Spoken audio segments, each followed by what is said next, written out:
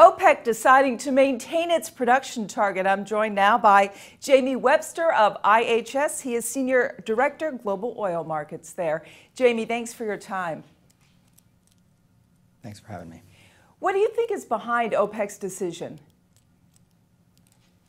I think OPEC's decision is very similar to what you saw on November 27th when they decided to roll over their production target. There's a recognition that there's still a lot of threats in terms of their market share globally. And internal to the organization, there's a recognition that Iran might come back or that Iraq production might come back. And so at this point, there's no political consensus to be able to move to any sort of different production target. How do you see that changing potentially over the next couple of months, especially if oil prices fall? So if you have oil prices fall, and I would assume if you got oil prices falling, that would be indications of either U.S. production starting to come back or an indication of Iranian production starting to come back. The next meeting, which is in early June, I think still it would be very difficult for them to make any sort of production change. Generally, OPEC is always a very reactive organization. You need to have an organization that has a number of members that are under some great deal of stress.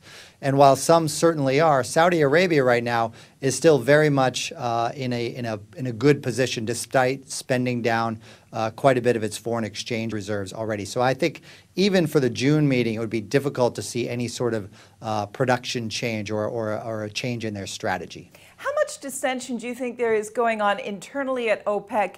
And has OPEC lost some clout?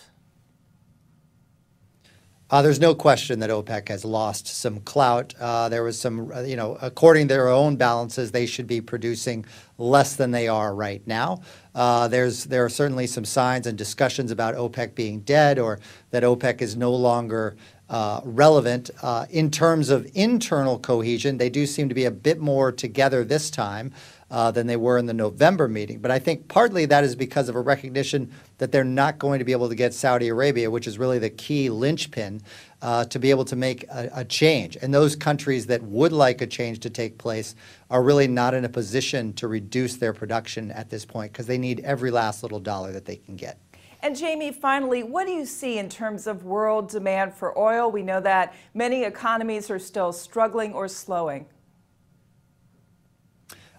There are some kind of concerns that we have out there in terms of the economy. However, you're seeing quite strong demand growth within the United States. You're still seeing fairly sizable demand growth within China. And China is also building up a lot of its strategic stocks, so taking this time to build those up. And that has had the impact of inflating China's what's known as implied demand. So we actually see demand growth this year at 1.3 million barrels a day, which is more than double the rather low numbers that you saw last year. So quite a strong year for demand, but not enough to be able to overwhelm this too much supply that's on the market right now. So where do you see prices going over the next couple of months in terms of a range for oil?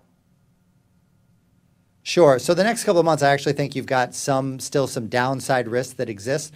The higher prices we've seen in the last few weeks actually have the potential to re-incentivize U.S. shale to come back into the market, which it can do fairly quickly. Additionally, there are stocks that are ready to come into the market. And if you get to a high enough price, you may start to see a slowdown in Chinese stocks. So actually, I think over the next couple of months, you've got greater potential for downside risk. The higher we go, the greater the chance for U.S. production response and the greater the chance for, again, a low price response.